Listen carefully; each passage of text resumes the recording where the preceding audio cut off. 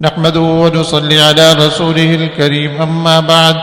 وعن أبي هريرة رضي الله تعالى عنه قال قال رسول الله صلى الله عليه وسلم: المسلم أخو المسلم لا يظلمه ولا يخذله ولا يحقره، التقوى هاهنا، ويشير إلى صدره 3 مرار: بحسب امرئ من الشر أن يحقر له أخاه المسلم، كل المسلم على المسلم حرام دمه وماله وعرضه، أو كما قال النبي صلی اللہ علیہ وسلم.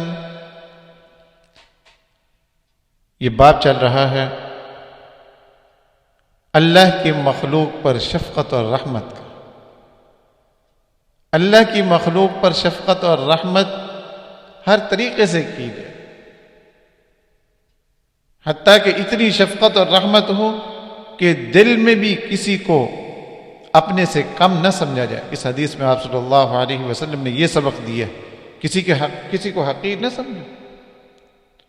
چنانچہ آپ صلی اللہ علیہ وسلم نے فرمایا کہ مسلمان کا بھائی ہے. کوئی مسلمان کسی مسلمان پر نہ تو ظلم کرے نہ اس کو رسوا ہونے دے. ظلم بھی نہ کرے اور اس کو رسوا بھی نہ ہونے دے. اس کی رسوائی اپنی رسوائی سمجھے اور نہ اس کو ذلیل اور حقیر سمجھے. اور اس کے بعد فرمایا کہ تقویٰ تو اس جگہ ہے. اور آپ صلی اللہ علیہ وسلم نے سینے کی طرف 3 مرتبہ اشارہ فرمایا تقویٰ التقویٰ ہاں ہونا، تقویٰ ادھر ہے. کیونکہ اللہ کے ہاں محترم اور مکرم انسان بنتا ہے تقوی کی وجہ سے. جس کے اندر جتنا زیادہ تقوی ہوگا وہ اللہ کی نظر میں اتنا زیادہ عزیز ہوگا، اتنا زیادہ عزت والا ہوگا، اتنا ہی زیادہ احترام والا ہوگا.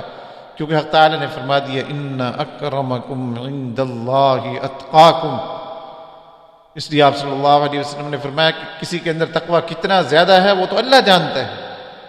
جس کو تم حقیر سمجھ رہے ہو سکتا ہے اللہ کی نظر میں وہ تمہارے سے زیادہ معزز ہو، تمہارے سے زیادہ محترم ہو، تمہارے سے زیادہ اکرام والا ہو، اللہ کی نظر میں احترام والا ہو، اور تم اس کو اپنے سے حقیر سمجھ رہے ہو. تمہیں کیا بتا؟ فرمایا تقویٰ تو ادھر ہے، سینے کے اندر ہے. اور جو حقیر سمجھنے والا ہے آپ صلی اللہ علیہ وسلم نے اس کو ایک سند دے دی. فرمایا کہ انسان کے برا ہونے کے لیے یہی کافی ہے کہ وہ اپنے بھائی کو حقیر سمجھے. ایک آدمی اگر دوسرے کو کم تر سمجھ رہا ہے، سمجھتا ہے میں تو بڑا پرہیزگار ہوں، یہ تو گناہ گار ہے، میں تو بڑا سخی ہوں، یہ تو بڑا کنجوس اور بخیل ہے، میں تو عبادت گزار ہوں، اور یہ دوسرا یہ تو آوارہ ہے. اپنے آپ کو نامعلوم کیا سمجھ رہا ہے اور دوسرے کو اپنے سے کم تر اور گھٹیا سمجھ رہا ہے. آپ صلی اللہ علیہ وسلم نے فرمایا کہ جو آدمی دوسرے کو گھٹیا سمجھتا ہے اس آدمی کے برا ہونے کے لیے یہی کافی ہے. کوئی اور چیز نہیں چاہیے اس کو اپنی برائی سمجھنے کے لیے کہ میں برا ہوں یا اچھا ہوں. جو اپنے آپ کو دوسرے سے اچھا سمجھ رہا ہے، آپ صلی اللہ علیہ وسلم نے اپنی زبان اقدس سے یہ بات بتا دی کہ اس کی برائی کے لیے یہی کافی ہے. اور آگے فرمایا کل المسلم علی المسلم حرام دمہ ومالہ وعزہ. یاد رکھو مسلمان کی ساری چیزیں مسلمان پر حرام ہیں. مسلمان کا خون مسلمان پر حرام، مسلمان کا مال مسلمان پر حرام، مسلمان کی عزت مسلمان پر حرام. نہ تو دوسرے کے خون پر حملہ کرے، نہ دوسرے کے مال پر، اور نہ ہی دوسرے کی عزت پر.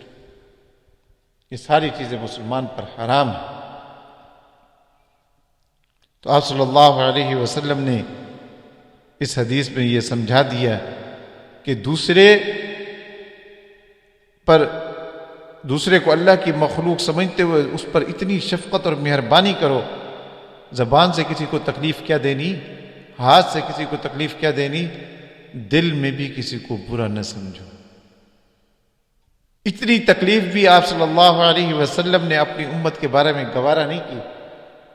فرمایا کہ آپ مسلمانوں سمجھ لو کہ دوسرا مسلمان تمہارا بھائی ہے، تم اس کے بارے میں اپنے دل میں بھی ایسا گمان نہیں لا سکتے، ایسا سوچ نہیں سکتے کہ وہ میرے سے کم تر ہے۔ یہ ہے دوسرے پر شفقت، یہ ہے دوسرے پر مہربانی۔ جب ایک انسان دوسرے انسان کو اپنے سے بڑا سمجھے گا تو وہ اس کا احترام بھی کرے گا، وہ پھر اس کا اکرام بھی کرے گا، وہ پھر اپنی نظروں پر بھی اس کو بٹھائے گا، وہ پھر اپنے سر پر بھی اس کو بٹھائے گا۔ تو کتنی محبت ہوگی ایک دوسرے کی، ہر ایک دوسرے کو اپنے سے بڑا سمجھ رہا ہے، اس کے دل میں دوسرے کا احترام ہے، دوسرے کا اکرام ہے، دوسرے کی عزت ہے، تو پھر کتنی محبت ایک دوسرے کی پیدا ہوگی۔ یہ محبت آپ صلی اللہ علیہ وسلم نے، یہ شفقت ہمیں سکھائی ہے ایک دوسرے کے ساتھ۔ آج یہ شفقت اور مہربانی کیوں ختم ہو گئی ہے؟ ہر ایک دوسرے کو کم تر سمجھتا ہے، اپنے آپ کو بڑا سمجھتا ہے، وہ سمجھتا ہے اکرام تو میرا ہونا چاہیے، احترام تو میرا ہونا چاہیے، عزت تو میری ہونی چاہیے۔ تو دوسرے کو کم سمجھتا ہے، جس کی وجہ سے دوسرے کا احترام نہیں کرتا، تو ایک دوسرے کی محبت دل میں نہیں بیٹھتی۔ یہ آپ صلی اللہ علیہ وسلم نے بتا دیا کہ اگر اس طرح ایک دوسرے کا اکرام کرو گے تو آپس میں محبت پیدا ہوگی، الفت پیدا ہوگی، شفقت پیدا ہوگی، رحمت پیدا ہوگی۔